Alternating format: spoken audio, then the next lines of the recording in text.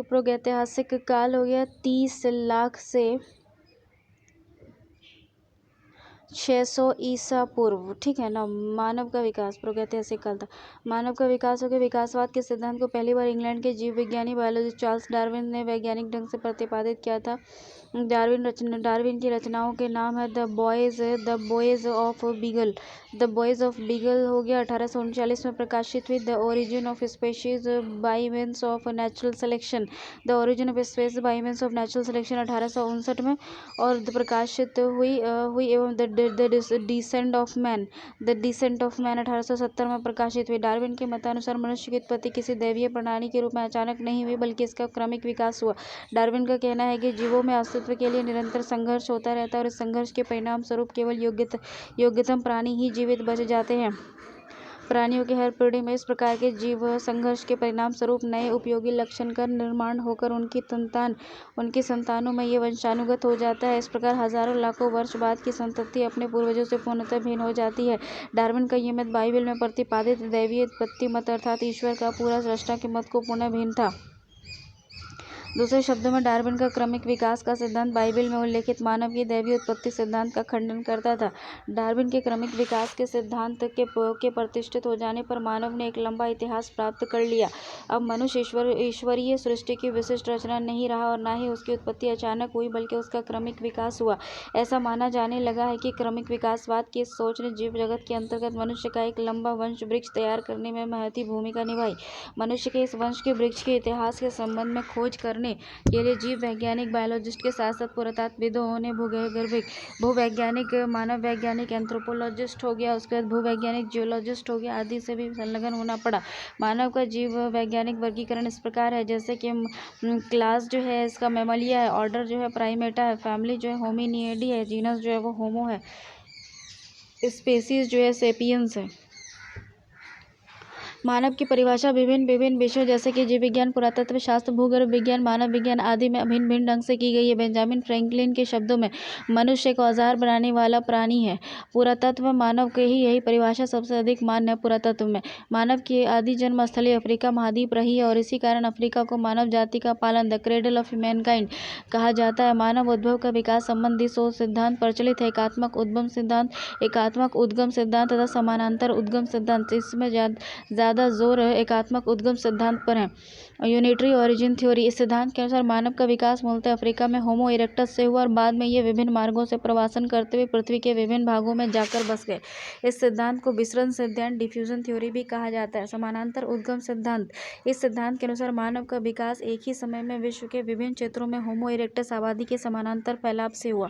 मानव विकास के 4 प्रमुख चरण माने जाते हैं: ऑस्ट्रेलोपिथेकस अफ्रीकैनस, होमो इरेक्टस, पिथाकेंथ्रोपस, होमो सेपियंस निएंडरथॉल और होमो सेपियंस क्रो-मैग्नन। होमो सेपियंस क्रो-मैग्नन। ऑस्ट्रेलोपिथेकस अफ्रीकैनस में क्या है कि 50 लाख ईसा पूर्व से 30 लाख ईसा पूर्व तक था। महत्व इसका क्या है? ऑस्ट्रेलोपिथेकस को मानव का आदि पूर्वज माना जाता है। नामकरण नवंबर 1924 में रेमंड डार्ट नामक विद्वान ने दक्षिण अफ्रीका के ट्रांसवाल क्षेत्र में टोंग नामक स्थान पर स्थित चूने की खान से बालक की एक खोपड़ी प्राप्त हुई थी। जीवाश्म को ऑस्ट्रेलोपिथेकस नाम प्रदान किया गया। ऑस्ट्रेलोपिथेकस शब्द लैटिन भाषा के 2 शब्द ऑस्ट्रेलो अर्थात दक्षिण और पिथेकस अर्थात कपी यानी मानव प्राणी से मिलकर बना है। इस प्रकार ऑस्ट्रेलोपिथेकस का शाब्दिक अर्थ दक्षिणी मानव सम प्राणी है। दक्षिणी गोलार्ध में प्राप्त होने के कारण इसका नाम ऑस्ट्रेलोपिथेकस नामकरण कर दिया गया। लूसी वर्ष 1974 में होमो इथोपिया के हादार से मादा कंकाल के कुछ टुकड़े प्राप्त हुए। नृवैज्ञानिक शास्त्रियों ने इस मादा कंकाल के 40% हिस्से को एकत्रित किया और इसे लूसी नाम दिया। यह नाम उसे इस कारण से दिया क्योंकि जिस छावनी में यह खोजी दल ठहरा था वहाँ उस समय बीटल गाना Lucy in the sky with diamond बार बार बजाया जा रहा था। लूसी को मानव माता मदर ऑफ मेन भी कहा जाता है। लूसी को ऑस्ट्रेलोपिथेकस की श्रेणी में रखा जाता है। पूरा अवशेष। ऑस्ट्रेलोपिथेकस मानव के पुरावशेष केवल अफ्रीका से प्राप्त हुए। प्रसिद्ध नमूने ऑस्ट्रेलोपिथेकस, लूसी आदि। भौगोलिक वितरण केवल अफ्रीका तक सीमित, इसमें भी अफ्रीका के उष्णकटिबंधीय घास के मैदान तक सीमित है। विशेषताएं: आजकल के एक सामान्य मानव की तुलना में ऑस्ट्रेलोपिथेकस अपेक्षाकृत छोटे कद और लघु मस्तिष्क वाले प्राणी थे। इसका कद लगभग 4 फुट था। इसकी कपाल गुहा की क्षमता जो है वो 450 से 500 घन सेंटीमीटर थी। वह अर्ध उत्तन सेमी इरेक्ट मुद्रा में चलता था और उसकी पीठ मोड़ी हुई थी ताकि शरीर अपने संतुलन के लिए कमर पर झुका रहे। यह हाथों का मुक्त प्रयोग करना जान गया था और ऑस्ट्रेलोपिथेकस और महाकपि के बीच मुख्य अंतर हाथ ही था। उसका चेहरा कपि की तरह नूतनदार था। उसके रदनक दांत कैनाइन्स मनुष्य की तरह छोटे थे और इंसाइजर्स बड़े थे और ऊर्ध्वाधर वर्टिकल स्थिति में थे, जबकि कपि के दांत बाहर की ओर निकले हुए थे। होमो इरेक्टस और पेंथाकेरेंथोपस 30 लाख ईसा पूर्व से 1 लाख ईसा पूर्व। नामकरण: होमो इरेक्टस का शाब्दिक अर्थ है सीधा खड़ा आदमी। इसे मूलतः पिथेकेंथ्रोपस की संज्ञा दी जाती थी। पिथेकेंथ्रोपस का शाब्दिक अर्थ है सीधा चलने वाला कपि मानव। पूरा अवशेष: अफ्रीका, एशिया और यूरोप महाद्वीप के विभिन्न क्षेत्रों में अधिकांश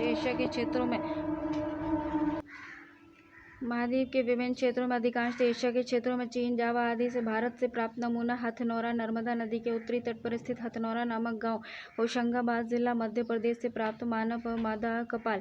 भौगोलिक वितरण: होमो इरेक्टस की सबसे बड़ी विशेषता उसका व्यापक भौगोलिक वितरण था। ऑस्ट्रेलोपिथेकस केवल अफ्रीका में पाए गए हैं, जबकि होमो इरेक्टस तरह तरह के परस्पर विपरीत वातावरण में भी पाए गए हैं। अफ्रीका के उष्णकटिबंधीय घास के मैदान से लेकर चीन के समशीतोष्ण क्षेत्रों तक। विशेषताएं क्या? होमो इरेक्टस का कद ऑस्ट्रेलोपिथेकस की तुलना में अधिक था। इसका कद लगभग 5 फुट था। इसके कपाल गुहा की क्षमता 775 घन सेंटीमीटर से 1300 घन सेंटीमीटर तक थी। वह उत्तान इरेक्ट मुद्रा में चलता था। पैरों की सहायता से सीधा चलने के कारण उसे प्राचीनतम द्विपाद मानव भी कहा जाता है। वह अपने हाथों का कुशलतापूर्वक प्रयोग करना जान गया था। वह बड़े पशुओं का शिकार करने में सिद्धहस्त था। उसका चेहरा ऑस्ट्रेलोपिथेकस की तुलना में अधिक गोल था। उसके दांत अपेक्षाकृत छोटे थे। अपने 2 लाख ईसा पूर्व और 1 लाख ईसा पूर्व के बीच कभी आग का आविष्कार किया। होमो सेपियंस निएंडरथॉल 1 लाख ईसा पूर्व से 40,000 ईसा पूर्व। नामकरण: जर्मनी के निएंडरथॉल, निएंडर घाटी का जर्मन नाम नामक स्थान के आधार पर इसका नामकरण होमो सेपियंस निएंडरथॉल किया गया। पूरा अवशेष: यूरोप महाद्वीप में Germany, France, Spain, Belgium, Yugoslavia, Hungary, Switzerland, Crimea, Uzbekistan, यूनान, इटली आदि। एशिया महाद्वीप में इजराइल, लेबनान, तुर्की आदि। अफ्रीका महाद्वीप में इथियोपिया, लीबिया, मोरक्को, तंजानिया आदि। भौगोलिक वितरण: व्यापक भौगोलिक वितरण। विशेषताएं: होमो सेपियंस निएंडरथॉल कद में अपने पूर्ववर्ती जितना ऊंचा था। वह कपाल गुहा की क्षमता के मामले में अपने पूर्ववर्ती होमो सेपियंस से लगभग समान था। वह गर्दन झुकाकर सीधा चलता था। उसका चेहरा चौड़ा था। उसके मृतकों का अंतिम संस्कार करने वाला प्रथम मानव माना जाता है। वह 3 तन ढकने के लिए चमड़े से बने हुए कपड़े का प्रयोग करता था। वह आग का बहुविध प्रयोग करने लगा था। होमो सेपियंस क्रो-मैग्नन 40,000 ईसा पूर्व से 10,000 ईसा पूर्व।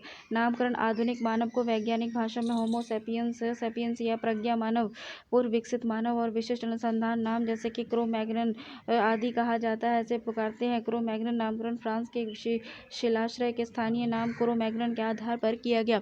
पूरा अवशेष: होमो सेपियंस के अवशेष कंकाल सर्वप्रथम 1868 में फ्रांस के लईज द तयाक नामक स्थान से एक पुराने शिलाश्रय में से मिला है। इस शिलाश्रय को वहां के स्थानीय लोगों ने क्रो-मैग्नन कहते थे, इसलिए वहां से प्राप्त कंकालों का नाम क्रो-मैग्नन पड़ गया। इन कंकालों की खोज का श्रेय लुईस लार्तेक को है। भौगोलिक वितरण: प्राय सर्वत्र व्याप्त होमो सेपियंस क्रो-मैग्नन का कद 1.80 मीटर से 2 मीटर तक था। इसकी कपाल गुहा की क्षमता का औसतन लगभग 1590 घन सेंटीमीटर था। वह सीधे खड़े होकर चलने वाला सुगठित शरीर वाला प्राणी था। उसका सिर लंबा, चेहरा विशाल, नाक नुकीली और ठुड्डी स्पष्ट प्रोमिनेंट थी। इससे 2 ऐसे महत्वपूर्ण शारीरिक लक्षण थे जो पहले कभी नहीं देखे गए। एक तो उभरी हुई ठुड्डी का विकास तथा दूसरे खोपड़ी में एक गोलाकार उत्तल अग्रभाग का निर्माण। इस समूह के विभिन्न प्रारूपों को जो शारीरिक विषमताएं देखने को मिलती है, इससे 3 मूल मानव प्रजातियों के आविर्भाव का पूर्व संकेत मिलता है। ये प्रजातियां काकेशिस। इस समूह के विभिन्न प्रारूपों में जो शारीरिक विषमताएं देखने को मिलती है, उसमें 3 मूल मानव प्रजातियों के आविर्भाव का पूर्व संकेत मिलता है। ये प्रजातियां काकेशसी और मंगोलाइड और निग्रोइड हैं। देखो, पाषाण काल लिथिक एज हो गया 30 लाख ईसा पूर्व से 1000 ईसा पूर्व तक मानव के प्रारंभिक काल के विषय में जो पुरातात्विक प्रमाण मिले उनमें पाषाण प्रस्तर पत्थर से बने उपकरणों की अधिकता है। इसी कारण इसे पाषाण काल कहा जाता है। लिथिक शब्द यूनानी भाषा के लिथोस शब्द से बना है, जिसका अर्थ होता है पाषाण प्रस्तर स्टोन। भारत के संदर्भ में पाषाण काल की अवधि 30 लाख ईसा पूर्व से 1000 ईसा पूर्व तक मानी जाती है। पाषाण काल को 3 भागों में विभाजित किया जाता है: पूरा पाषाण काल, मध्य पाषाण काल और नव पाषाण काल। देखो, पूरा पाषाण काल जो है 30 लाख से 10,000 ईसा पूर्व तक है। यहाँ की जीवन शैली जो थी वो आखेटक खाद्य संग्रहक थी। उपकरण जो था गड़ासा, खंडक, चोपिंग, हस्त कुठार, हाथ कुल्हाड़ी, बिदारनी, शलक, फ्लेक और ब्लेड। उसके बाद मध्य पाषाण काल जो है 9000 ईसा पूर्व से 4000 ईसा पूर्व तक है। इसको आखेट पशुपालक था। सूक्ष्म माइक्रोलिथ उपकरण प्राप्त हुए हैं। और नव पाषाण काल 7000 से 1000 ईसा पूर्व था। मध्य खाद्य उत्पादक थे। पॉलिश्ड टूल्स मिले हैं, पॉलिशदार उपकरण मिले हैं। पाषाण काल देखो, पूर्व पाषाण काल, पाषाण काल या पूर्व पाषाण काल, पूरा पाषाण काल, पूर्व पाषाण काल शब्द अंग्रेजी भाषा के पैलियोलिथिक शब्द का हिंदी रूपांतरण है। इसका काल अवधि 3 लाख से 10,000 ईसा पूर्व था। शब्द पेलियो और लिथिक से मिलकर बना है। पेलियो शब्द यूनानी भाषा के पेलियोस और लिथिक शब्द यूनानी भाषा के लिथोस से निकला है। पेलियोस का अर्थ है पुराना, प्राचीन, ओल्ड, एंड लिथोस का अर्थ है पाषाण। देखो, भारत में पूरा पाषाण काल से संबंधित पुरातात्विक खोज को शुरू करने का श्रेय रॉबर्ट ब्रूस फूट को दिया जाता है। भारतीय भूवैज्ञानिक सर्वेक्षण के रॉबर्ट ब्रूस फूट ने वर्तमान तमिलनाडु राज्य के चिंगलपुट जिला के पल्लवरम, चेन्नई, मद्रास नगर के पास स्थित नामक पुरा स्थल से 13 मई 1863 ईस्वी को लैटेराइट के जमाव से हस्त कुठार खोज निकाला। रॉबर्ट ब्रूस फूट को भारत में प्रागैतिहासिक पुरातत्व का जनक, father of pre historic archaeologist कहा जाता है। भारतीय भूवैज्ञानिक सर्वेक्षण के जीवाश्मिकी विभाग पैलियोंटोलॉजी डिपार्टमेंट के अरुण सोनकिया ने वर्ष 1982 में मध्य प्रदेश के नर्मदा नदी घाटी में स्थित होशंगाबाद जिले के हथनौरा से मादा कपाल खोपड़ी खोज निकाला। ये एक महत्वपूर्ण उपलब्धि मानी जाती है क्योंकि इसके कारण भारत मानव जीवाश्म प्राप्ति के स्थलों के वैश्विक मानचित्र पर अंकित हो सका। और अरुण सोनकिया के अनुसार ये मानव कपाल होमो इरेक्टस वर्ग का है। पूरा पाषाण कालीन मानव जीवन का पूर्णतः प्राकृतिक था।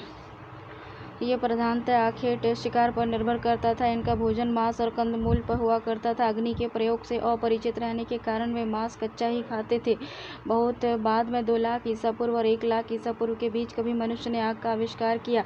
आग का आविष्कार संयोग से हुआ। चकमक स्फटिक क्वार्ट्जाइट पत्थर के 2 टुकड़ों को आपस में टकराने से एक चिंगारी निकली और जब वह सूखी पत्तियों और टहनियों पर गिरी तो उनमें से आग निकली। अब वे मांस को भूनकर खाने लगे और जवानों को अपने से दूर भगाने में आग की मदद करने लगे। उनके पास कोई निश्चित निवास स्थान नहीं था तथा उनका जीवन खाना बदोश अथवा घुमक्कड़ था।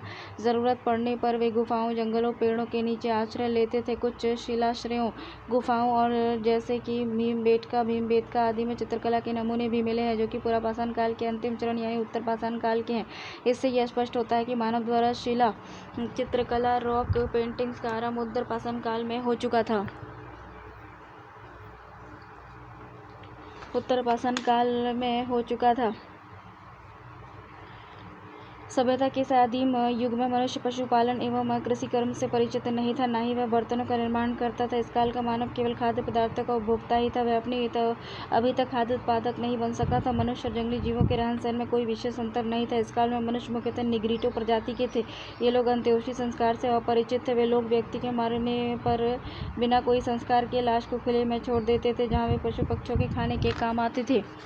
पूरा पाषाणकालीन उपकरण। पूरा पाषाण उपकरणों में भिन्नता के आधार पर पूरा पाषाण काल को 3 कालों में विभाजित किया जाता है: निम्न पूरा पाषाण काल, मध्य पूरा पाषाण काल, उच्च उत्तर पाषाण काल। काल का नाम, काला अवधि और प्रमुख उपकरण। निम्न पूरा पाषाण काल, lower earlier palaeolithic age, 30 lakh से 1 लाख ईसा पूर्व। गड़ासा व खंडक, चोपर और चोपिंग, हस्त कुठार, विदारनी, हैंड एक्स एंड क्लीवर। मध्य पूरा पाषाण काल, मिडिल पेलियोलिथिक एज 1 लाख से 40,000 ईसा पूर्व। शल्क फ्लेक से बने उपकरण उच्चतर अपर लेटर पीलियो उच्चतर पूरा पाषाण काल 40,000 से 10,000 ईसा पूर्व। इसमें जो है शल्क और फलक से बने उपकरण निम्न पूर्व पूरा पाषाण कालीन उपकरण निम्न पूरा पाषाण कालीन उत्तरकालीन मानव चकमक स्फटिक पत्थर में एवं कुछ अन्य किस्म के पत्थरों का उपयोग उपकरण एवं हथियार बनाने में करते थे। उपकरण प्रकार एवं प्रसार क्षेत्र के आधार पर निम्न पुरापाषाण काल की संस्कृति को दो प्रमुख भागों में विभाजित किया जाता है: गणासा खंडक बट्टिकाश्म संस्कृति तथा हस्त कुठार संस्कृति। गणासा खंडक बट्टिकाश्म संस्कृति के उपकरण सर्वप्रथम पंजाब की सोहन नदी घाटी पाकिस्तान से प्राप्त हुए, इसलिए इसे सोहन संस्कृति भी कहा जाता है। बट्टिकाश्म हो गया पेबल्स हो गया पत्थर के वे टुकड़े जिनके किनारे पानी के बहाव में रगड़ खाकर चिकने और सपाट हो गए थे। गड़ासा चोपर एक धारणीय बट्टिकाश्म अर्थात जब बट्टिकाश्म के एक किनारे को छीलकर उनमें धार बनाया गया तो खंडक चौपिंग में धारीय बट्टिकाश्म अर्थात जब बट्टिकाश्म के दोनों किनारे को छीलकर इसमें धार बनाया गया हो। हस्त कुठार संस्कृति हैंड एक्स कल्चर। इस संस्कृति के उपकरण सर्वप्रथम मद्रास के समीप बदमदुरई एवं अतिरपक्कम से प्राप्त हुए, इसी कारण इसे मद्रासीय संस्कृति भी कहा जाता है। हस्त कुठार या हाथ की कुल्हाड़ी साधारण पत्थरों से कोर और फ्लेक प्रणाली द्वारा बनाए गए थे। पत्थर को तोड़ने से बने बड़े टुकड़े को लेकर को कोर, एक छोटे टुकड़े को कहते थे। हस्त कुठार का मुठ चौथा और आगे का हिस्सा पतला होता था, इसका उपयोग काटने और खोपने के लिए होता था। इस संस्कृति के अन्य उपकरण बिदारनी क्लीवर खुरचनी आदि है। बिदारनी का उपयोग पेड़ की खाल जानवरों का चमड़ा चीरने में होता था और खुरचनी का उपयोग पेड़ की खाल जानवरों का चमड़ा उतारने के लिए किया जाता था। पूर्व पुरापाषाण कालीन स्थल हो गया सिंधु क्षेत्र, सरस्वती क्षेत्र, गंगेय क्षेत्र, ब्रह्मपुत्र क्षेत्र, केरल क्षेत्र को छोड़कर देश के अधिकांश भागों में निम्न पुरापाषाण कालीन स्थल स्थित है। इन स्थलों का राज्य क्षेत्रवार वितरण इस प्रकार है: पंजाब हो गया पोतवार के पठारी भाग में स्थित सोहन नदी घाटी, पिंडी गेव, अदियाल, खसर कला, चौंतरा और बलबल, गरियाल, कसाल कला और रिवात और औरंगजेब, मरेगा आदि पोतवार। कश्मीर में लिद्दर नदी घाटी, पहलगाम। हिमाचल प्रदेश में व्यास वानगंगा नदी घाटी, गुलेर, डेरा गढ़ियाला, कांगड़ा आदि, सिरसा नदी घाटी, नलगढ़। राजस्थान में चंबल नदी घाटी, सोनीता, भैंसौरगढ़ आदि, गंभीरी नदी घाटी, बेराच नदी घाटी, नागरी, नागौर जिले में स्थित डिडवाना। गुजरात साबरमती नदी घाटी, हंडोल, पडालमी, बीरपुर, हिरन नदी घाटी, उमरेठी। मध्य प्रदेश में नर्मदा नदी घाटी, होशंगाबाद जिले में स्थित हथनौरा। यहाँ से 1982 में भारतीय भूवैज्ञानिक सर्वेक्षण के जीवाश्म विभाग के अरुण सोनकिया को मानव नादा जीवाश्म मिला है, जो भारत से प्राप्त मानव विशेष का सबसे बड़ा प्राचीन नमूना है। होशंगाबाद जिले में स्थित आदमगढ़ और महादेव, पिपरिया, रायसेना जिला में स्थित भीमबेटका, सोन नदी घाटी, सिंहलवार, पटपरा, बधौर, खतौही, नक झरखुद। उत्तर प्रदेश बेलन नदी घाटी, मिर्जापुर जिले के बरौंधा से लेकर इलाहाबाद जिले से मेजा तहसील, बेलन टोंक संगम पर। बिहार से मुंगेर, राजगीर में स्थित विभिन्न पुरास्थल, झारखंड से सिंहभूम, संथाल परगना, हजारीबाग, रांची जिले में स्थित विभिन्न पुरास्थल। पश्चिम उड़ीसा में है, पश्चिम बंगाल में बांकुड़ा, पुरुलिया, बीरभूम, मिदनापुर जिले में स्थित विभिन्न पुरास्थल। उड़ीसा में है बुहार, बलंग घाटी, मयूरभंज जिले में स्थित विभिन्न पुरास्थल जैसे कालियाना। महाराष्ट्र में परवारी नदी घाटी, निवासाना, गोदावरी नदी घाटी, गंगापुर, प्रवरा नदी, चिरकी नाला घाटी, चिरकी निवास, कुकड़ी नदी घाटी, बोरी। आंध्र प्रदेश कर्नूल, चित्तौर, नागा अर्जुन कोंडा, नलकोंडा, कुडप्पा, नेल्लोर, प्रकाशम, महबूब नगर आदि जिलों में स्थित जैविक पुरास्थल। कर्नाटका में मलप्रभा, घटप्रभा नदी घाटी, बीजापुर जिले में स्थित अनागवाड़ी, गुलबर्गा जिले में स्थित होसगी। तमिलनाडु में कोरतलयार नदी घाटी, पल्लवरम, प्रथम पुरापाषाण कालीन यहाँ स्थल से भारतीय भूवैज्ञानिक सर्वेक्षण के रॉबर्ट ब्रूस फूट ने प्रस्तर उपकरण, हस्त कुठार आदि की खोज की। बदमदुरई, अत्तिरपक्कम और माना जकारन, बोदीदा, मानुबंका, गुडियाम आदि। मध्य पुरापाषाण कालीन उपकरण। इस काल का प्रधान पाषाण उपकरण शल्क फ्लेक है। शल्क से बने उपकरणों में खुरचनी और तछनी और भेदक आदि हैं। शल्क से बने उपकरणों की अधिकता के कारण मध्य पुरापाषाण काल को शल्क संस्कृति भी कहा जाता है। उन उपकरणों के निर्माण में अच्छी किस्म के चकमक पत्थर का उपयोग किया गया है। चर्ट पे जैस्पर, फिलेंट जैसे मूल्यवान पत्थर का उपयोग भी बहुतायत में मिलता है। मध्य पुरापाषाण कालीन स्थल गंगेय क्षेत्र, सिक्किम, असम, केरल आदि को छोड़कर देश के प्राय अधिकांश भागों में मध्य पुरापाषाण कालीन स्थल स्थित हैं। इन स्थलों का राज्य क्षेत्रवार विवरण इस प्रकार है: राज्य हो गया जोबन अफगानिस्तान, संधुआओ गुफा नदी घाटी क्षेत्र पूरा स्थल पंजाब पाकिस्तान, सोहन नदी घाटी सिंधु नदी घाटी और रोहड़ी पाकिस्तान, जम्मू कश्मीर लिद्दर नदी घाटी पहलगाम हिमाचल प्रदेश, व्यास वानगंगा नदी घाटी सिरसा नदी घाटी राजस्थान, बेराच वागन कादमली नदी घाटी लोनी जेजरी रेसिया चांदी सुकरी लीली नदी घाटी नागौर जिले में स्थित जायल मंगलपुर जनाना आदि थार मरुस्थल में पूर्वी सीमा पर स्थित बूढ़ा पुष्कर, गुजरात में गुजरात सौराष्ट्र कच्छ में स्थित विभिन्न पुरास्थल, मध्य प्रदेश में रायसेना जिला में स्थित भीमबेटका की गुफाएं, पन्ना जिला में स्थित पांडव प्रानापात, सीधी जिला में स्थित सिंहावल और नकझरकुर्द और पटपरा नर्मदा नदी के किनारे स्थित सामनपुर, उत्तर प्रदेश वाराणसी जिले में चकिया तहसील सोनभद्र, मिर्जापुर जिले के सिंगरौली बेसिन, इलाहाबाद जिले की मेजा करछना बारा तहसील, चित्रकूट बांदा महुआ हमीरपुर झांसी ललितपुर जिले में स्थित विभिन्न पुरास्थल, झारखंड हो गया झारखंड सिंहभूम पलामू जिले में स्थित विभिन्न पुरास्थल, पश्चिम बंगाल में पुरुलिया जिले में स्थित विभिन्न पुरास्थल, उड़ीसा बुहार बलंग घाटी, महाराष्ट्र खंडीवली नेवासा बेल पंधारी सुरेगांव कालेगांव और नंदूर माधव उमेश्वर, आंध्र प्रदेश हो गया कर्नूल नागा अर्जुन कोंडा नलकोंडा चित्तूर कंडप नेलोर प्रकाशम आदि जिलों में स्थित विभिन्न पुरास्थल, कर्नाटका में बेलगाम बीजापुर गुलबर्गा धारवाड़ जिले के शोरापुर दोआब भीमा नदी और झुनसगी नाला क्षेत्र में स्थित विभिन्न पुरास्थल, तमिलनाडु अतिरपक्कम गुडियाम आदि। उत्तर पूरा पाषाणकालीन उपकरण इस काल का प्रधान पाषाणों उपकरण शल्क एवं फलक है।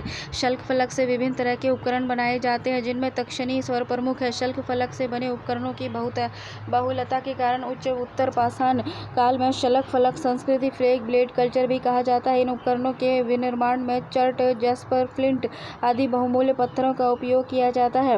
पाषाण के अतिरिक्त इस काल में हड्डी सिंगों के बने उपकरण भी मिले हैं। ये उपकरण मुख्य रूप से पशुओं की लंबी हड्डियों तथा सिंगों से बनाए जाते थे।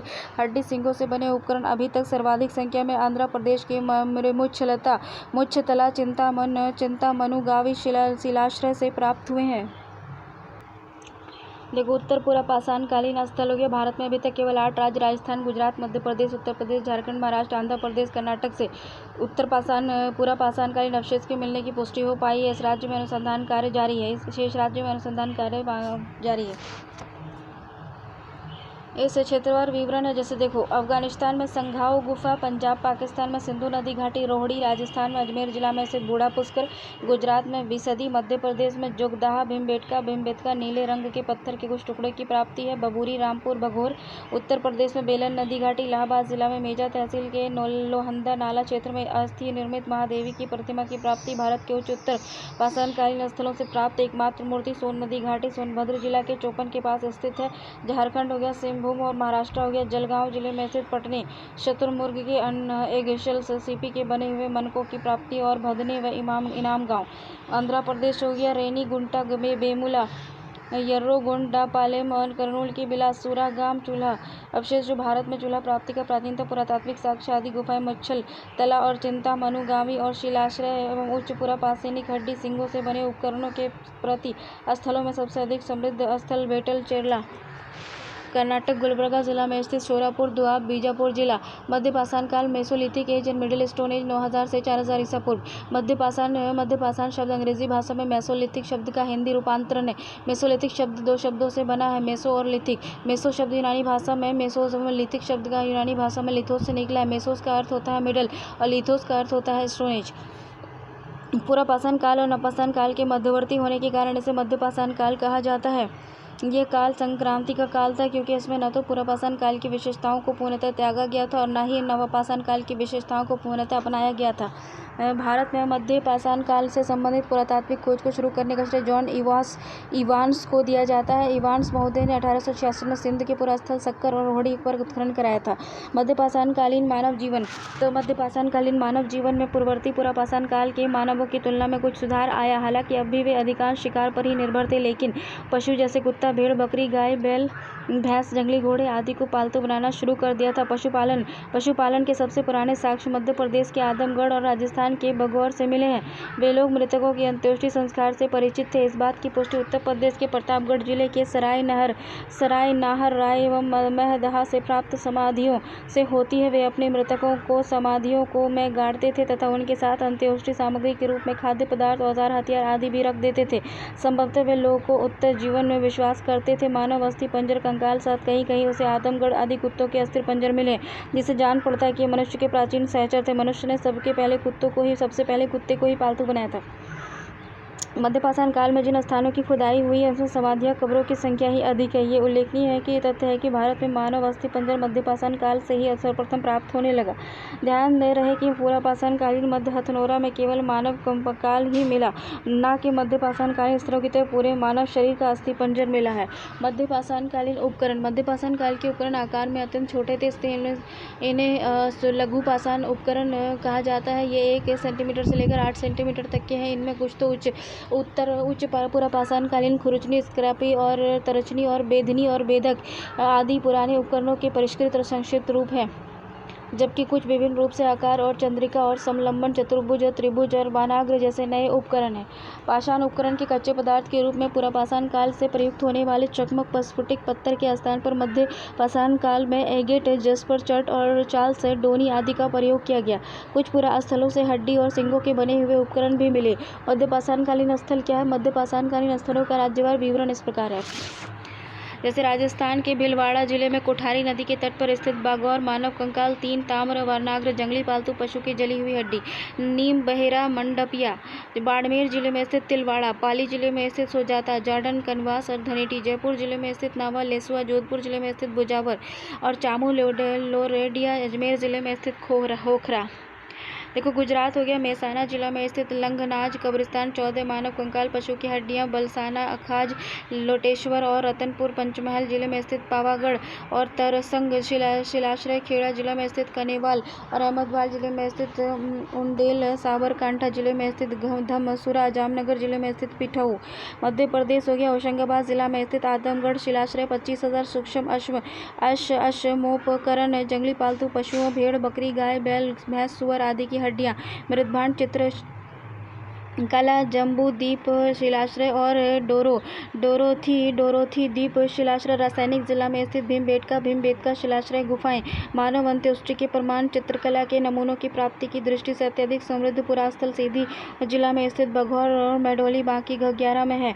उत्तर प्रदेश प्रतापगढ़ जिले में स्थित सराय नाहराय सूक्ष्म अश्मोपकरण, सिंह निर्मित उपकरण और 14 शवाधान, 6 गर्त चूल्हे, मदहा आवास शवाधान, गर्त चूल्हा, बरसिंगा, हाथी, बैल, भैंस, हाथी, गेंडा, सुअर आदि पशु की हड्डी, दमदमा, सूक्ष्म अश्मोपकरण, सिंह निर्मित उपकरण, आभूषण, 41 मानव शवाधान, गर्त चूल्हे, पशु पक्षी की हड्डी, पत्थर के सिल बट्टे। इलाहाबाद जिले से मेजा तहसील से स्थित चौपनी मांडो एक विस्तृत क्षेत्र, झोपड़ियाँ, हाथ के बने मिट्टी के बर्तन, मृदभांड के प्रयोग की दृष्टि से विश्व का प्राचीनतम स्थल है। करछाना तहसील, बोहरा तहसील, फुलकर तहसील, जमुनी तहसील, कोराव तहसील, कूदा बिछिया। पुरास्थल पुरातात्विक अवशेष भीखपुर, मरूडी आदि से प्राप्त सूक्ष्म अश्मोपकरण, मानव कंकाल। वाराणसी जिला में स्थित चकिया, मिर्जापुर जिला में स्थित मोहरहना पहाड़ और घोड़े शिला चित्रकला के नमूने हैं। सोहागी घाट भारत विश्व का प्रथम स्थल जहाँ शिला चित्रकला रॉक पेंटिंग्स की खोज हुई। खोज वर्ष 1867-68। खोजकर्ता एसएलई कार्यालय, असिस्टेंट सर्वेयर, भारतीय पुरातत्व सर्वेक्षण, बघीखोर, लोखिया। 17 मानव कंकाल मिला है शिलाश्रय में। बिहार, राजगीर, भागलपुर जिले में स्थित अंबरपुर, धालतौर और राजपोखर, मुंगेर जिले में स्थित पैसरा आदि। झारखंड, रांची जिला में स्थित कुछ झरिया, पलामू। पश्चिमी वर्धमान जिले में स्थित बीरबहानपुर, 282। बंगाल हो गया, पश्चिम अश्मोपकरण कारखाने, आवासीय बस्ती के संयुक्त। उड़ीसा, मयूरभंज जिले में स्थित कुचाई। महाराष्ट्र, मुंबई के समीप स्थित तलखंडीवाली। कोंकण तटीय क्षेत्र में स्थित काशुसोल और जनियारे और बाइलगो और जलगढ़। आंध्र प्रदेश, गुंटूर जिले में स्थित नागार्जुनी कोंडा। कर्नूल जिले में स्थित गिद्धलूर। चित्तूर जिले में स्थित रेनीकुंडा। कर्नाटक हो गया, बेल्लारी जिला में स्थित संगनकल्लू। बेंगलुरु जिला में स्थित जल्लाहली। बेंगलुरु जिला में स्थित जल्लाहली। विशेषता सूचक क्वार्ट्ज़ाइट उद्योग नई प्रौद्योगिकी के रूप में डी आकार के तिरछे वनाग्र की प्रौद्योगिकी का आरंभ। गुलबर्गा जिला में स्थित छोरापुर दोआब। तमिलनाडु, तिरुनेबल्ली जिले के टोरी स्थल पर बालू के टीले, जिन्हें स्थानीय भाषा में टेरी कहा जाता था। इस स्थल में टेरी स्थल कहा जाता था। था। मेघनापुरम, कट्टमपल्ली, कुथनकुल्ली, स्वायत्तापुरम, कट्टल, नकुल्लम, कुलत्तूर, पट्टण, तरुवाई और सुरंगी और नाजरेथ, मांडू और कायामूली। देखो, नवपाषाण काल नियोलिथिक एज जो था वो 7000 ईसा पूर्व से 1000 ईसा पूर्व के बीच था। नवपाषाण शब्द अंग्रेजी भाषा के नियोलिथिक हिंदी रूपांतरण। नियोलिथिक शब्द है नियो मतलब नया और लिथोस का मतलब पाषाण होता है। भारत में नवपाषाण काल से संबंधित पुरातात्विक खोज को शुरू करने का श्रेय डॉक्टर प्राइमरोज को है। 1842 में डॉक्टर प्राइमरोज ने कर्नाटक के लिंगसुगुर नामक पूरा स्थल पर नवपाषाणिक उपकरण, पॉलिशदार प्रस्तर चाकू, पॉलिश स्टोन नाइफ्स और एरोहेड की खोज की। इसके बाद वर्ष 1860 में HP लेस मसूरिये ने उत्तर प्रदेश के इलाहाबाद जिले में स्थित टोम्स नदी घाटी में नवपाषाण काल के कुछ उपकरणों की खोज की। प्रसिद्ध पुरातत्वविद गार्डन चाइल्ड्स ने 1892 से 1957 में अपनी पुस्तक मैन मेक्स हिमसेल्फ में लिखा है कि नवपाषाणिक उपकरणों ने मानव के भौतिक जीवन में क्रांति यानी बहुत बड़ा परिवर्तन लाया। इस क्रांति को उन्होंने नवपाषाण क्रांति नियोलिथिक रिवॉल्यूशन की संज्ञा दी। नवपाषाणकालीन मानव जीवन की 3 मुख्य विशेषताएं हैं: खेती-बाड़ी, पशुपालन, अस्थायी बसावट और बस्ती वाली जिंदगी। मेहरगढ़, बोलन जिला, पाकिस्तान को भारतीय उपमहाद्वीप का प्राचीनतम ज्ञात स्थल कहा जाता है। कृषि इस काल की महत्वपूर्ण खोज थी। कृषि की शुरुआत ये संस्कृति अपनी पूर्ववर्ती संस्कृतियों की तुलना में अधिक विकसित थी। इस काल का मानव न केवल खाद्य पदार्थ का उपभोक्ता ही था वरन उसका उत्पादक भी बना। वह कृषि कर्म से परिचित हुआ। सर्वप्रथम किस स्थान पर कृषि कर्म का आरंभ हुआ, यह विवाद का विषय है। अधिकांश विद्वानों का मत है कि भारतीय उपमहाद्वीप में सर्वप्रथम मेहरगढ़ में कृषि कर्म का आरंभ हुआ। पाकिस्तान के बलूचिस्तान प्रांत के बोलन जिले के मेहरगढ़ से कृषि का प्राचीनतम साक्ष्य मिला है। नवपाषाणकालीन मनुष्य द्वारा उगाई जाने वाली प्रमुख फसलें थी गेहूँ, जौ, धान, ज्वार, बाजरा, विभिन्न प्रकार की सब्जियां। भारतीय उपमहाद्वीप में गेहूँ, जौ की खेती का प्राचीनतम साक्ष्य पाकिस्तान के बोलन जिले के मेहरगढ़ से प्राप्त हुआ है। भारतीय उपमहाद्वीप में धान की खेती का प्राचीनतम साक्ष्य उत्तर प्रदेश के इलाहाबाद जिले के कोल्डी हवा से प्राप्त हुआ है। पशुपालन यूं तो पशुपाषाणकालीन मनुष्य पशुपालन से मध्यपाषाण काल के अंतिम चरण में परिचित हुआ था, लेकिन नवपाषाण काल में आकार मनुष्य का पशुओं से परिचय और प्रगाढ़ हुआ। दूसरे शब्दों में इस काल में आकार पशुपालन का विस्तार हुआ। नवपाषाणकालीन मनुष्य के पालतू पशुओं में प्रमुख थे कुत्ता, भेड़, बकरी, घोड़े आदि। नवपाषाणकालीन पशुओं का मुख्य व्यवसाय था शिकार करना, छली मारना, भेड़ बकरी पालन। कृषि और पशुपालन के विस्तार के कारण मनुष्य के रहन सहन में भी बदलाव आया। उनका खाना बदोशी जीवन अब समाप्त हो गया और उन लोगों ने एक स्थान पर टिके रहने वाले किसान का जीवन शुरू किया। आवास हो गया। सामान्यतः नवपाषाणकालीन मनुष्य जमीन पर बने बांस और मिट्टी के लेप से बने झोपड़ियों में निवास करते थे। अपवाद है कश्मीर घाटी, पंजाब, पाकिस्तान आदि। कश्मीर घाटी, पंजाब, पाकिस्तान आदि में मनुष्य गड्ढे में बने घर में रहते थे जिन्हें गर्तावास कहा जाता था। वे जमीन में गोल या अंडाकार गड्ढा खोद कर घर बनाते थे और उसमें रहते थे। गड्ढे में नीचे उतरने के लिए, गड्ढे के ऊपर से चढ़ने के लिए ताक और आले बनाए जाते थे, जैसा कि कुओं में उतरने के लिए मिट्टी की सीढ़ियां बनाई जाती थी। गड्ढे के ऊपरी किनारे पर खूंटा गाड़ने के लिए थोड़ी थोड़ी दूरी पर छोटे छोटे छेद बनाए जाते थे जिन्हें स्तंभ गर्त कहा जाता था। इन खूंटों की सहायता से गड्ढों के ऊपर घास फूस का बिछावन बिछाया जाता था ताकि हवा, धूप, बारिश से बचा जा सके। कश्मीर के बुर्जों और गुफ कराल, पंजाब, पाकिस्तान के सराय खोला से गर्त आवास के पुरातात्विक साक्ष्य मिले हैं। कुंभकारी। नवपाषाणकालीन मनुष्य ने 4000 ईसा पूर्व में कुम्हार या चाक पहिया का आविष्कार किया, जो कि मानव की तकनीकी प्रगति का एक महत्वपूर्ण आविष्कार माना जाता है। इस आविष्कार के फलस्वरूप मृदभांड, मिट्टी के बर्तन, चाक निर्मित बनाए जाने लगे, जो कि पहले हस्त निर्मित होते थे। चाक के प्रचलन के साथ ही मृदभांडों, मिट्टी के बर्तनों की सतह पर चित्रकारी की प्रक्रिया विशेष लोकप्रिय हुई। वस्त्र। नवपाषाणकालीन पुरास्थलों से तकुए और करघे के मृण्मय अवशेषों की प्राप्ति से यह संकेत मिलता है कि नवपाषाण मनुष्य ऊन और सन और कपास के धागों से वस्त्र बुना जानते थे। विश्व में कपास का प्राचीनतम साक्ष्य मेहरगढ़ से मिला है। शवाधान। उत्तर भारत में 2 प्रकार के शवाधान मिले हैं, एक पूर्ण विस्तृत शवाधान और एक आंशिक शवाधान। पूर्ण शवाधान में जमीन में गोलाकार कब्र खोदकर उसमें मृतक को चित लेटाकर दफनाया जाता था। आंशिक शवाधान में जमीन में कब्र खोदकर उसमें मृतक की चुनी हुई अस्थियों को दफनाया जाता था। कश्मीर के बुर्जों में मालिकों के साथ उनके पालतू कुत्तों के दफनाने की प्रथा मिली है। बलूचिस्तान के मेहरगढ़ में मालिकों के साथ उनके पालतू पशु बकरी को दफनाने के प्रमाण मिले हैं। संभवतः इसे परलोक में मृत खाने के लिए रखा गया हो।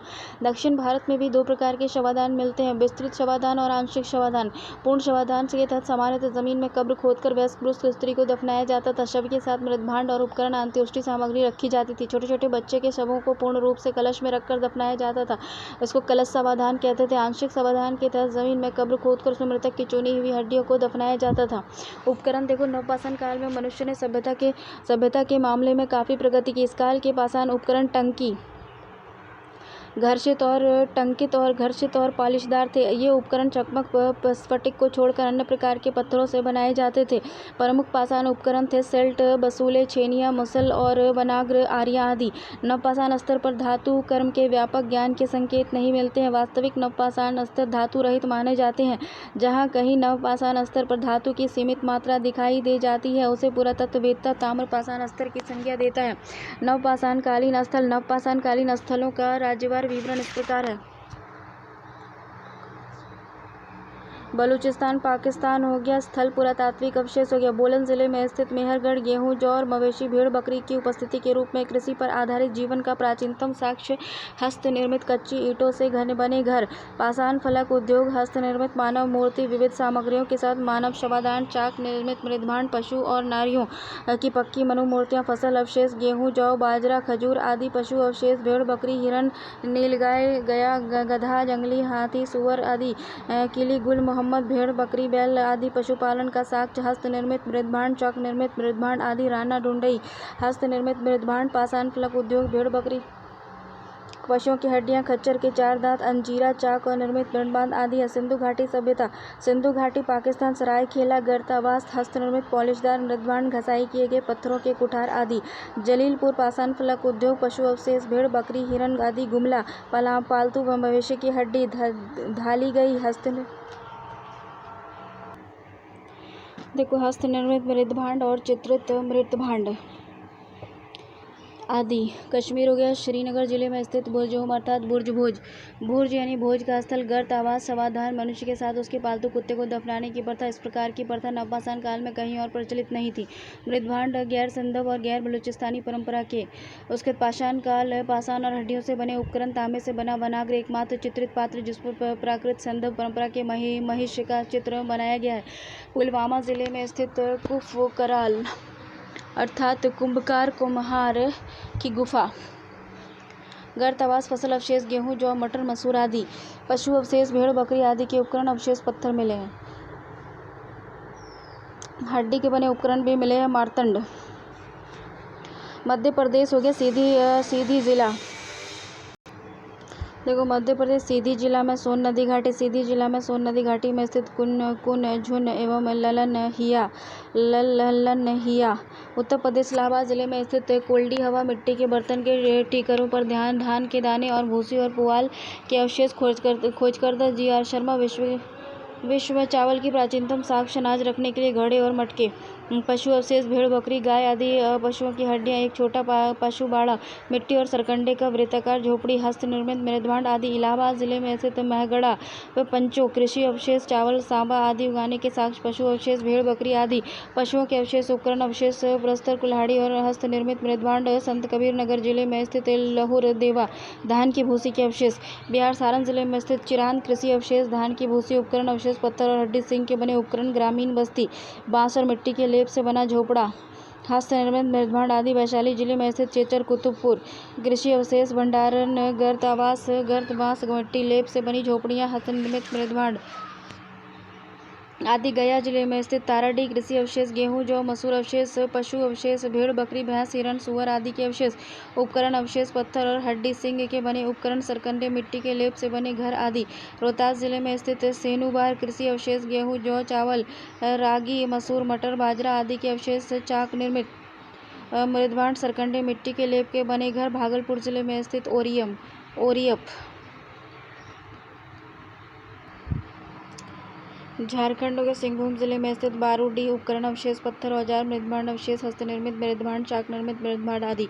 पश्चिम बंगाल वर्धमान जिले में स्थित पंडुराजार ढीबी। उपकरण पत्थर की हड्डी से बने औजार, मृदभांड, धान की भूसी, छाप वाले हस्त निर्मित मृदभांड। मयूरभंज उड़ीसा मयूरभंज जिले में स्थित कुचाई और बैदीपुर। असम कामरूप जिले में स्थित सरुतरु मरकंडोला।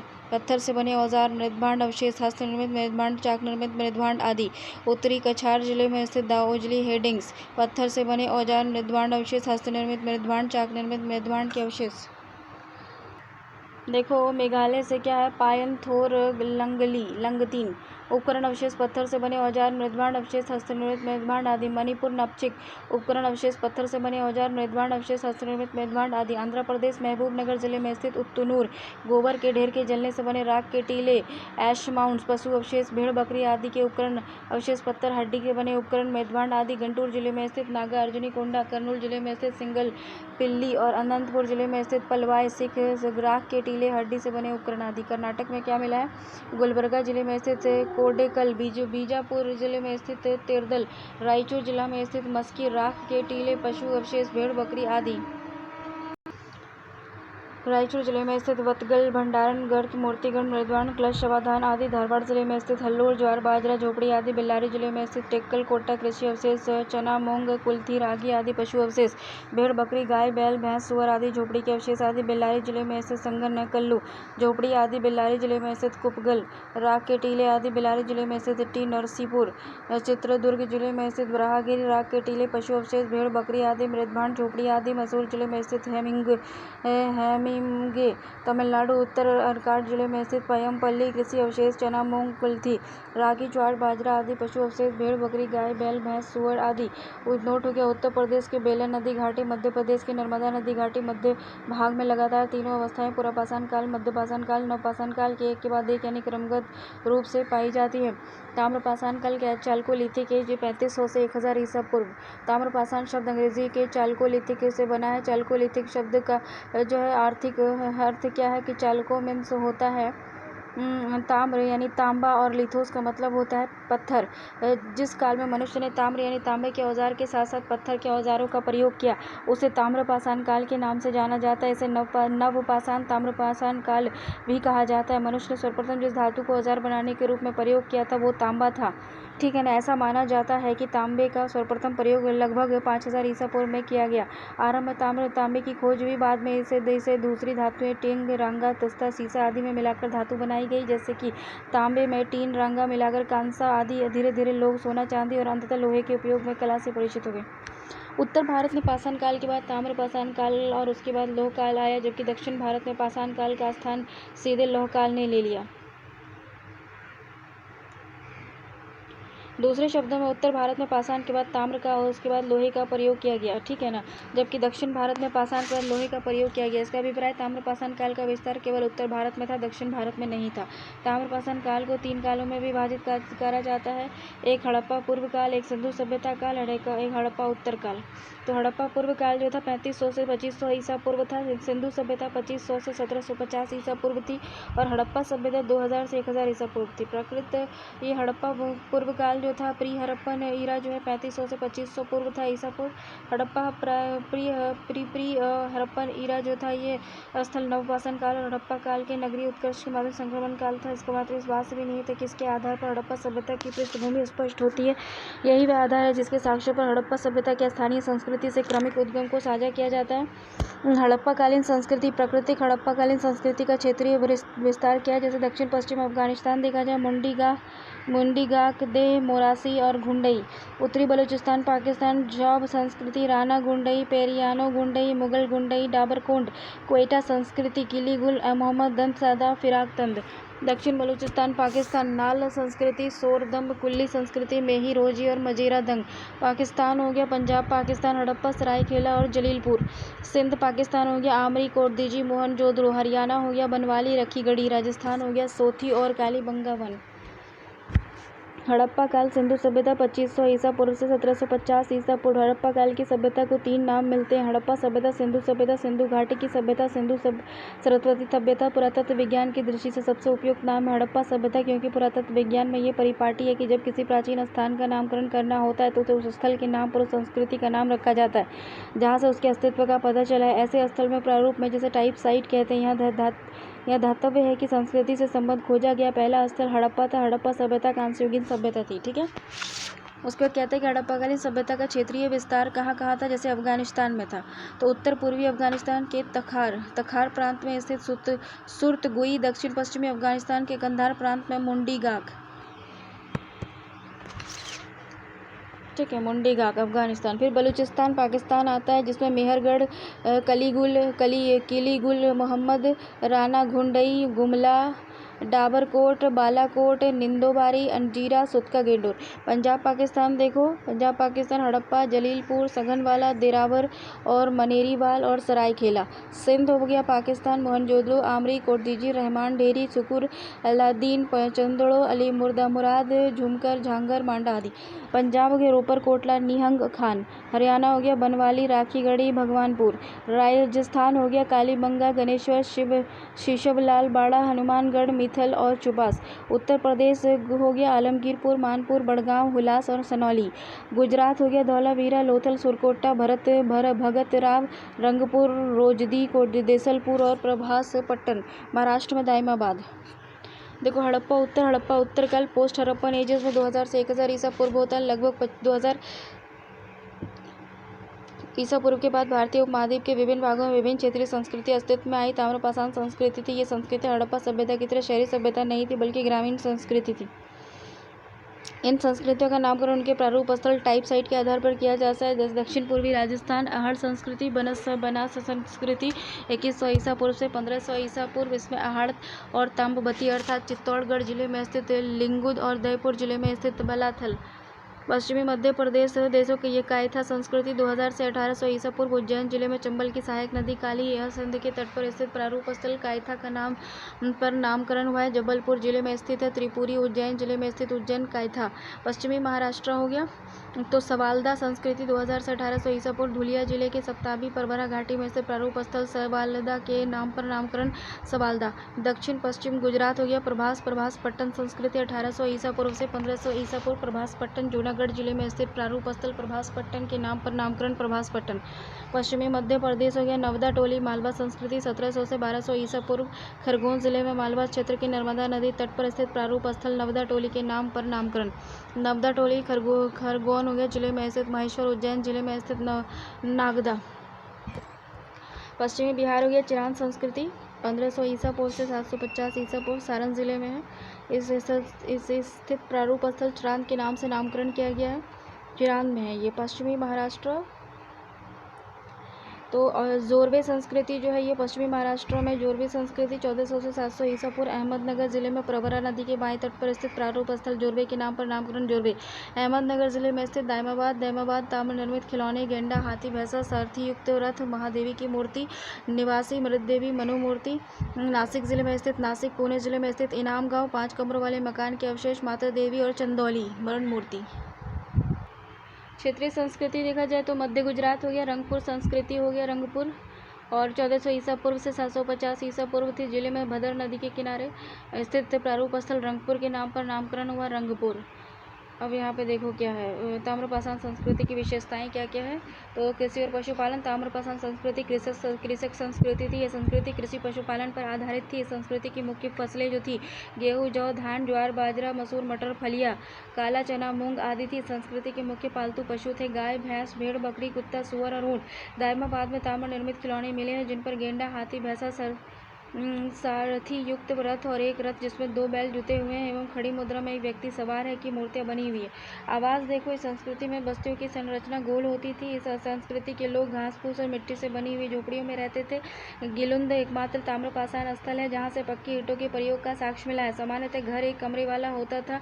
इनाम गाँव से 5 कमरों वाले एक घर का अवशेष मिला है। कुछ ताम्रपाषाण बस्तियों के चारों ओर किलाबंदी भी मिलती है, जैसा कि मालवा संस्कृति से संबंधित स्थल एरन, नगदा और इनाम गाँव में पत्थर के रोड़ों की बुर्जयुक्त मिट्टी की दीवार तथा बस्ती के चारों ओर खुदे हुए गड्ढे मिले हैं। मृदभांड और अन्य कलाशिल्प। मृदभांडों में कालक्रम में मृदभांड संस्कृति का वर्चस्व रहा है। गेरुए चित्रित मृदभांड, उसके बाद काले चित्रित मृदभांड, लाल मृदभांड मालवा क्षेत्र से प्राप्त होने वाले मृदभांड अन्य क्षेत्र में मिलने वाले मृदभांडों की तुलना में सर्वोत्तम माना जाता है। मालवा क्षेत्र में पाए जाने वाले मृदभांडों में से नवदा टोली से प्राप्त मृदभांडों की चित्रकारी को सबसे सुंदर माना गया है। ताम्रपाषाण संस्कृति के लोग तांबे के शिल्प कर्म में बड़े दक्ष थे और पत्थर का काम भी अच्छा करते थे।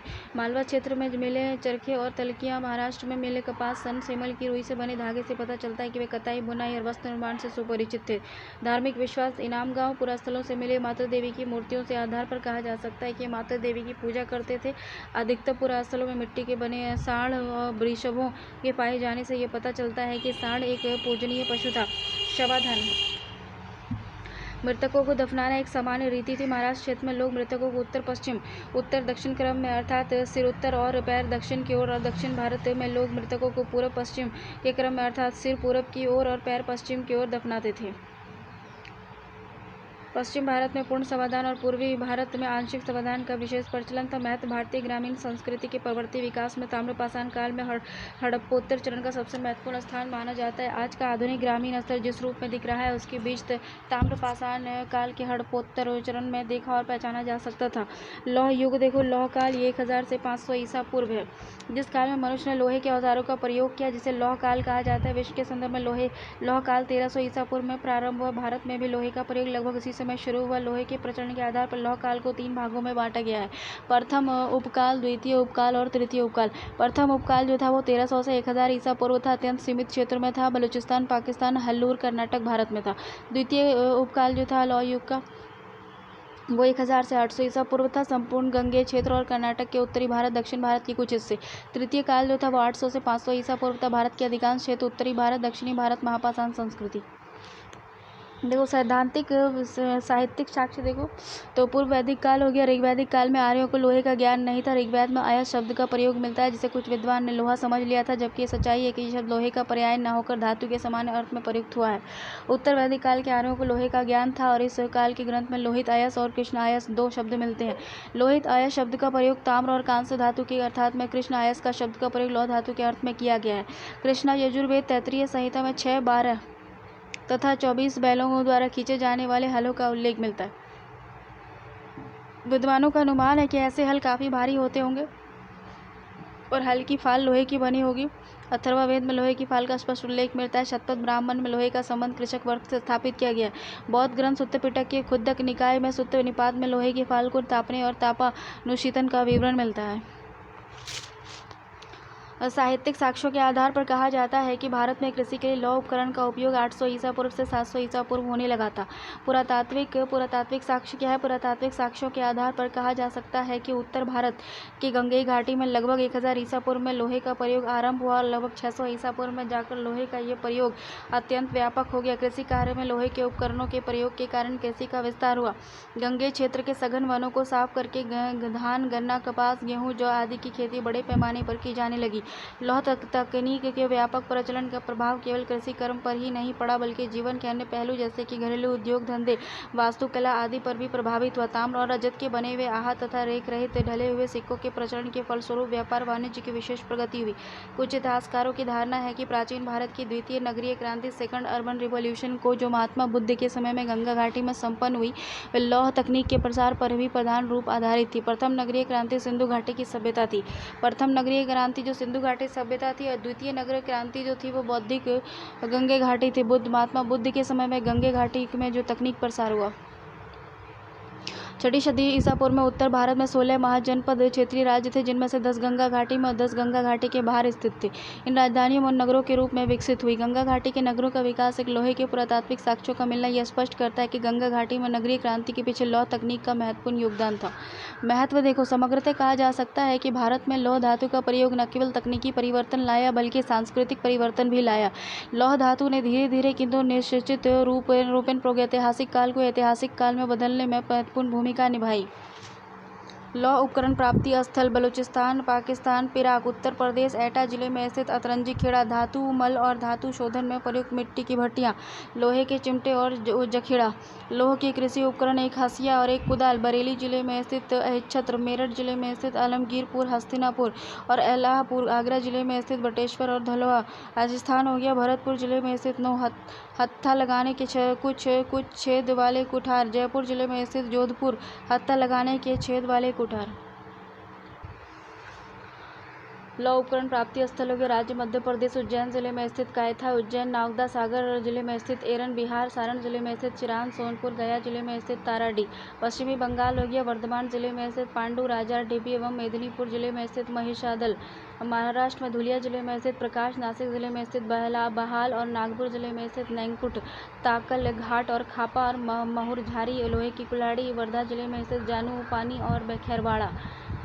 कर्नाटका में धारवाड़ जिले में स्थित हल्लूर, तीरों और भालों के लोहे के सिरे। तमिलनाडु में उत्तर अकार्ट जिले में स्थित पयमपल्ली, तूतीकोरिन जिले में स्थित आदि चिन्नलूर। लौह प्रयुक्त संस्कृति, लौह युग से संबंधित संस्कृति के नाम में चित्रित मृदभांड संस्कृति, उत्तरी काली पॉलिश वाले मृदभांड संस्कृति और दक्षिणी भारत की महापाषाण संस्कृति जिन्हें लौह प्रयुक्त संस्कृति कहते हैं। चित्रित घूसर मृदभांड संस्कृति, पेंटेड ग्रे वेयर कल्चर हो गया। इस संस्कृति की विशिष्ट पहचान है घूसर या सलेटी रंग के चित्रित मृदभांड। इस संस्कृति के मृदभांड चाक के पहिए पे बने हैं। इस संस्कृति की कालावधि 1000 से 600 ईसा पूर्व माना जाता है। इसका विस्तार दोआब सहित ऊपरी गंगा घाटी, पंजाब, हरियाणा, उत्तर प्रदेश, उत्तरी राजस्थान में मिलती है। उत्तरी काले पॉलिश वाले उपदार मृदभांड संस्कृति, इस संस्कृति की विशिष्ट पहचान है काले रंग की पॉलिश वाले मृदभांड। चूंकि इस तरह के मृदभांड आरंभ से ही उत्तरी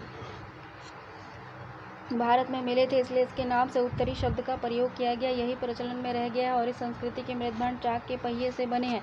इस संस्कृति की काला अवधि 600 ईसा पूर्व से 300 ईसा पूर्व मानी जाती है। इसका विस्तार उत्तरी मैदान से मध्य भारत तक, पंजाब, हरियाणा, उत्तर प्रदेश, बिहार, पश्चिम बंगाल, दक्कन आदि में मिलता है। दक्षिण भारत की महापाषाण संस्कृति, megalithic culture, south of India 1000 ईसा पूर्व से 100 ईस्वी।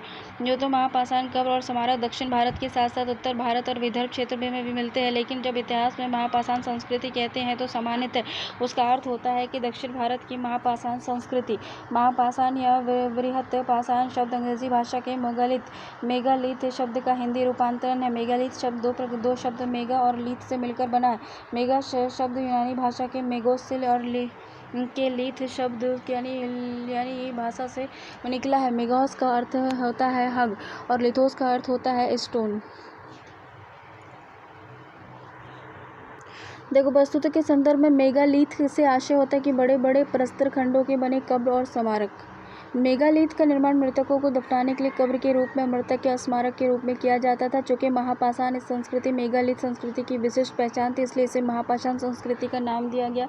कर्नल मेडॉस टेलर ने 1851 से 1862 में कर्नाटक राज्य में गुलबर्गा जिले में स्थित शोरापुर दोआब क्षेत्र में महापाषाण कब्र स्मारक के उत्खनन का विवरण प्रकाशित किया था। पुरातात्विक अलेक्जेंडर रिया ने 1889 में 1905 के बीच तमिलनाडु के तिरुनेलवेली जिले में ताम्रपर्णी नदी के तट पर स्थित आदि चिन्नलूर और 1904 से 1908 के बीच पेरम्बूर को 2 महापाषाण स्थल का उत्खनन कराया। पुरातत्वविद मार्टिमर व्हीलर ने 1947 में कर्नाटक राज्य के चित्रदुर्ग जिले में स्थित ब्राहागिरी का उत्खनन कराया। महापाषाण संस्कृति का प्रमुख स्थल कौन सा है? जैसे कि राज्य हो गया और उसके पुरास्थल हो गया। आंध्र प्रदेश हो गया, गुंटूर जिले में स्थित नागा अर्जुनी कोंडा, कर्नूल जिले में स्थित सिंगनपल्ली, अनंतपुर जिले में स्थित पलवाई।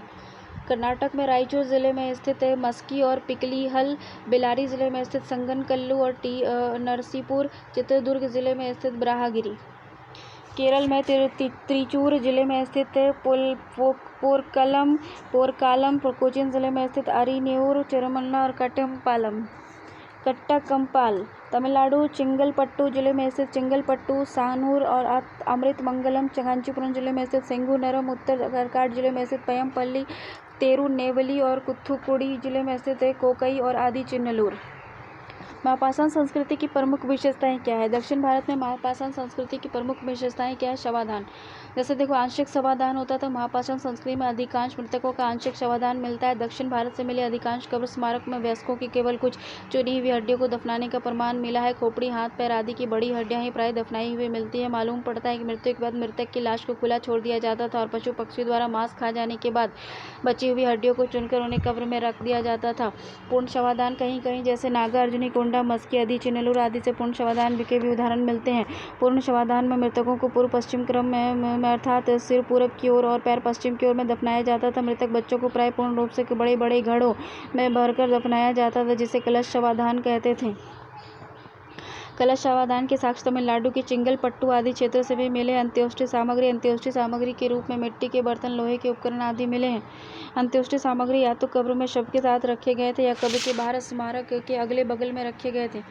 शव के साथ अंत्योष्टि सामग्री को रखे जाने की प्रथा इस विश्वास पर चली होगी कि मातृ आत्मा को परलोक में उन सभी वस्तुओं की आवश्यकता पड़ेगी।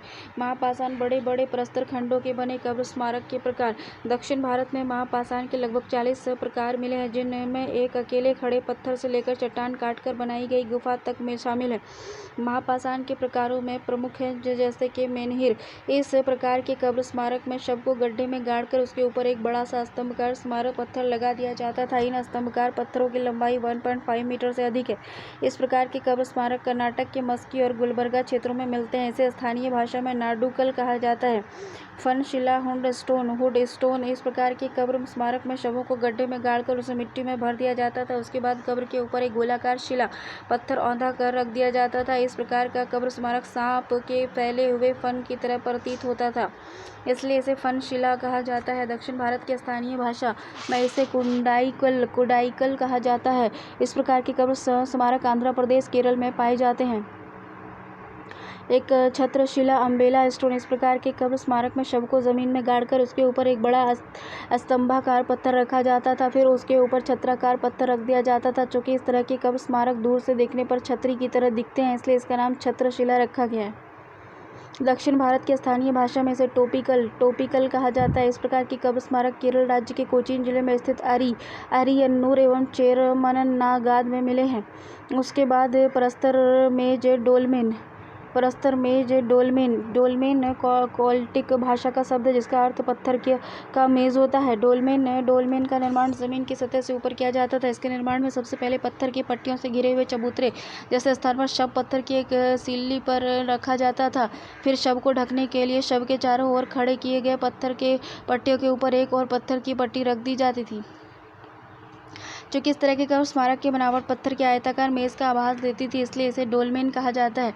इस प्रकार की कब्र स्मारक के उदाहरण कर्नाटक के ब्रहागिरी, तमिलनाडु के चिंगलपट्टू में मिलते हैं। उसका सर्कल, उसके परस्तर वृत्त। इस प्रकार के कब्र स्मारक में शव को जमीन में गाड़कर उसे मिट्टी से भर दिया जाता था। गड्ढे को भरने के बाद कब्र के चारों ओर वृत्ताकार घेरे में पत्थरों को जड़ दिया जाता था। चूंकि इस तरह के कब्र स्मारक दूर से देखने में पत्थरों को एक गोलाकार घेरे की तरह दिखते थे, इसलिए इसे प्रस्तर वृत्त कहा जाता था। इसलिए तमिल भाषा में नेडाइकल तेड्डी कहा जाता था। इस तरह के कब्र स्मारक तमिलनाडु के चिंगलपट्टू में मिले हैं। शैलकृत गुफा। इस तरह के कब्र स्मारक के निर्माण में पहाड़ियों के लैटराइट चट्टानों को काटकर उसे गुफा की तरह शक्ल दिया जाता था। फिर उस गुफा में शव को रखकर ढक दिया जाता था। इसे तड्डी गुफा कहा जाता था। इस तरह के कब्र स्मारक केरल राज्य के कोचीन जिले में स्थित कट्टक मपाल एवं तिरुचूर जिले में स्थित पोकरलम से मिले हैं। मृद्भांड तथा लौह उपकरण। दक्षिण भारत के सभी महापाषाण कब्र स्मारक और आवास स्थलों से कृष्ण लोहित मृद्भांड, ब्लैक रेड बेयर मिलते हैं। इस मृद्भांड परंपरा के पात्रों में संपूर्ण आंतरिक भाग और गर्दन के भाग को काले रंग से और शेष बाहरी भाग को लाल रंग से रंगा जाता था।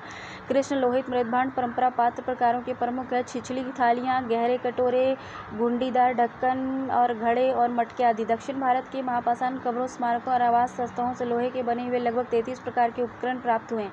प्रमुख लौह उपकरण में चिमटी, कुल्हाड़ी, फावड़े, हंसिया, छेनी, वसूले, चाकू, मछली पकड़ने की कटियां, वनाग्र, तिपाई, घोड़े की लगाम, नल, त्रिशूल, तलवार, कटारें आदि। कृषि और पशुपालन। दक्षिण भारत की महापाषाण कब्र प्राय किसी नदी या झरने के सीमावर्ती क्षेत्र में ही मिले हैं, क्योंकि इससे जल की अबाध आपूर्ति होती रहेगी। महापाषाण संस्कृति से संबंधित पुरातत्व से यह स्पष्ट होता है कि लोग कृषक और पशुपालक थे। फसलों में प्रमुख थे धान, जौ, रागी, चना आदि। सरोवर, तालाब उसे फसलों की सिंचाई, सरोवर सिंचाई की प्रथा से भी परिचित थे। पालतू पशु में प्रमुख थे गाय, बैल, भैंस, घोड़े, बकरी आदि। पाषाण संस्कृति का निर्माता कौन थे? दक्षिण भारत में महापाषाण संस्कृति के निर्माता कौन थे? ये प्रश्न विवादास्पद है। स्थानीय उत्पत्ति मत के अनुसार इस संस्कृति के निर्माता स्थानीय लोग थे, जो कि द्रविड़ थे। विदेशी उत्पत्ति मत के अनुसार इस संस्कृति के निर्माता बाहरी लोग थे, जो भूमध्य सागर से इस क्षेत्र में आए। मृद्भांड संस्कृति, पॉटरी, वेसल कल्चर। मृद्भांड का अर्थ होता है मिट्टी से बने बर्तन। मृद्भांड संस्कृति का नामकरण बर्तन की विशेषता दर्शाने वाले तत्व, रंग, चित्र, चमक आदि के आधार पर किया जाता है। यही तत्व उस संस्कृति की मुख्य पहचान होती थी। चौपनी मांडो, इलाहाबाद जिला, उत्तर प्रदेश। विश्व में मृद्भांड के इस्तेमाल में सबसे पुराने साक्ष्य मिले हैं। देखो मृदबान संस्कृति का जो प्रकार कैसा है, जैसे गिरवे चित्रित बर्तन की संस्कृति उसको कहते हैं मृदबान संस्कृति। ऑचर कलर्ड पॉटरी OCP कल्चर, ये 2000 से 1200 ईसा पूर्व से दोआब सहित गंगे घाटी में मिले हैं। उत्तर प्रदेश राज्य, सहारनपुर जिला, बहादुराबाद, अम्बेरी, मायापुर, मुजफ्फरनगर जिला, झिंझाना, बिजनौर जिला, राजापुर, परसू, मेरठ जिला, हस्तिनापुर, बुंदेलशहर जिला, लाल किला, बदायूं जिला, बिसौली, एटा जिला, अतरंजी खेड़ा, इटावा जिला, सैफई साई, प्रतापगढ़ जिला, बहुरिया। काले और लाल मृदबान संस्कृति हो गया 1200 ईसा पूर्व से 1000 ईसा पूर्व, दोआब सहित ऊपरी गंगा घाटी। उत्तर प्रदेश राज्य, मेरठ जिला, हस्तिनापुर, आलमगीरपुर, बरेली जिला, अहित क्षेत्र, एटा जिला, अंतरंजी खेड़ा। राजस्थान राज्य, भरतपुर जिला, नूंह, जयपुर जिला, जोधपुर। चित्रित घूसर मृदबान संस्कृति पेंटेड ग्रे वाटर हो गया 1000 से ईसा पूर्व से 600 ईसा पूर्व, दोआब सहित ऊपरी गंगा घाटी। पंजाब राज्य, रूपनगर जिला, रोपड़। हरियाणा राज्य, कुरुक्षेत्र जिला, भगवानपुर। उत्तर प्रदेश राज्य, मेरठ जिला, हस्तिनापुर, आलमगीरपुर, बरेली जिला, अहित क्षेत्र, मथुरा जिला, मथुरा, एटा जिला, अखेड़ा। राजस्थान राज्य, भरतपुर जिला, नूंह। उत्तरी काले पॉलिश वाले मृदबान संस्कृति, उत्तरी काले उबदार मृदबान संस्कृति, नॉर्थन ब्लैक पॉलिश्ड वेयर 600 ईसा पूर्व से 300 ईसा पूर्व, उत्तरी मैदान से मध्य भारत तक तथा दक्कन। पंजाब प्रांत, पाकिस्तान, रावलपिंडी जिला, तक्षशिला पंजाब राज्य, रूपनगर जिला, रोपड़। हरियाणा राज्य, कुरुक्षेत्र जिला, राजा कर्ण का किला। उत्तर प्रदेश राज्य, मेरठ जिला, हस्तिनापुर, बरेली जिला, अहित क्षेत्र, एटा जिला, अतरंजी खेड़ा, गोंडा जिला, श्रावस्ती, इलाहाबाद, कौशाम्बी। बिहार राज्य, सारण जिला, सोनपुर, वैशाली जिला, वैशाली, पटना जिला, पाटलिपुत्रा। पश्चिम बंगाल जिला राज्य, उत्तरी 24 परगना, चंद्रकेतुगढ़। सही पई में गिरवे चित्र बर्तन के साथ साथ भाले का मिलना। ताम्र निधि का सबसे बड़ा भंडार, 424 ताम्र उपकरण गुनगेरिया, बालाघाट जिला, मध्य प्रदेश से प्राप्त हुए हैं।